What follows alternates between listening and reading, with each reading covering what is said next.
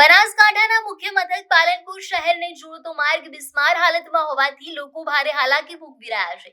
GUDC શાખા ગાંધીનગર દ્વારા પોલિટેકનિકલ કોલેજથી ધણિયાણા ચોકડી સુધીનો માર્ગ ભૂગર્ભ પાઇપલાઇન માટે ખોદી દેવામાં આવ્યો હતો અને પાઇપલાઇન નાખવામાં આવી હતી। જો કે પાઇપલાઇન નાખ્યા બાદ રોડ બનાવવામાં ન આવતા હજારો વાહન ચાલકો તેમજ સ્થાનિક વેપારીઓમાં ભારે રોષ જોવા મળી રહ્યો છે। રોડ ઉપર ખાડા પડી ગયા છે અને મોટા મોટા પથ્થરો રોડ ઉપર બહાર આવી ગયા છે। રોડ પર ધૂળની ડમરીઓ પણ ઉડી રહી છે, જેને કારણે વારંવાર અકસ્માતોની પણ ઘટના બને છે।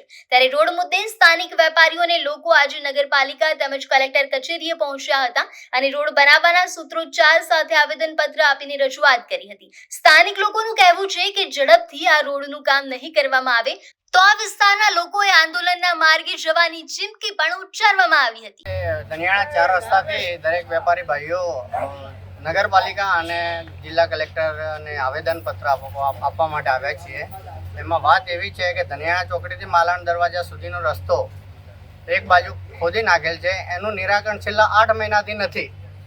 એ આખી પાલનપુરની જનતા જાણે છે। જિલ્લા કલેક્ટર બી ત્યાંથી ચાલતા હશે, નગરપાલિકાના પ્રમુખ બી ચાલતા હશે, જિલ્લા પંચાયતના પ્રમુખ બી ચાલતા હશે, એમને પણ ધ્યાને હશે જ।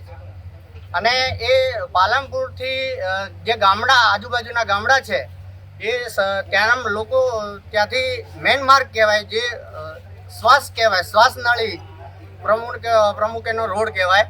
હવે એવા રોડનું આજે સમારકામ નથી થતું, એના લીધે આજુબાજુના વેપારીઓના ધંધા રોજગાર ઠપ થઈ ગયા છે અને આ પારાવાર મુશ્કેલી પડી રહી છે। સ્કૂલે જતા વિદ્યાર્થીઓના અકસ્માત અમે અમારી નરી આંખે જોયેલા છે અને ટ્રાફિકની સમસ્યા તો દિવસમાં 8 થી 10 વખત બે બસ સામે આવે એટલે અડધો કલાક ટ્રાફિક થઈ જાય છે।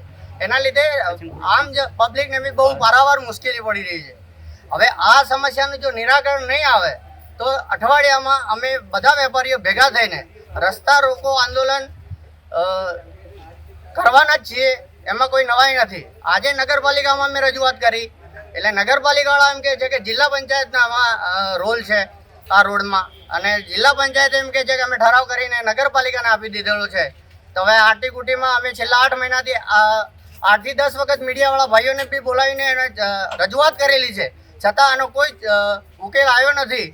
અને ઉકેલ નહીં આવે તો મેં પહેલાં કીધું એ પ્રમાણે રસ્તા રોકો આંદોલન અમે 100% કરીશું, એમાં કોઈ નવાઈ નથી। પટેલ પરેશભાઈ અમૃતભાઈ।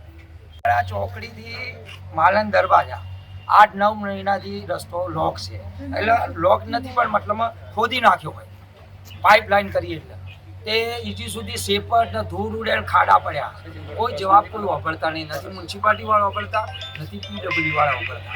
આમાં રજૂઆત કોને કરવા? પીડબ્લ્યુડીવાળા કે મ્યુનિસિપાલિટી જોડે, મ્યુનિસિપાલિટીવાળા પીડબ્લ્યુડીવાળા કહો, મ્યુનિસિપાલિટીવાળા વેરો લેવા આવે, જવાબ વાપરતા નથી, તો અમારે કોના જોડે જવાનું? હે હવે અત્યારે ગયા હતા કે પાણી છોટો 10 મિનિટમાં તો ઉડી જાય, અને 10 મિનિટમાં પાણી ઉડી જાય ફેર સેપટ ચાલુ થઈ જાય। ડસ્ટ પેલું લાલ વખત થોડું અને તમારે ચલાવી લે, અને પેલા હમણાં નેતા બીજો આવે કોઈ બી તો રાતોરાત રોડ થઈ જાય। હે એ કોઈ મંજૂરી કે પીડબ્લ્યુ કે મ્યુનિસિપાલિટીની કોઈ જરૂર જ પડતી નથી। જો આ રસ્તો 2-3 દિવસમાં નિકાલ નહીં આલે કે કાનો મ્યુનિસિપાલિટીનો હોય કે પીડબ્લ્યુ વાળાનો હોય, નિકાલ નહીં આલે ને તો અમે તો 100-150 માણસ થઈને રસ્તો લોક કરી દેશું। હા, એને જવાબ આપવો પડશે।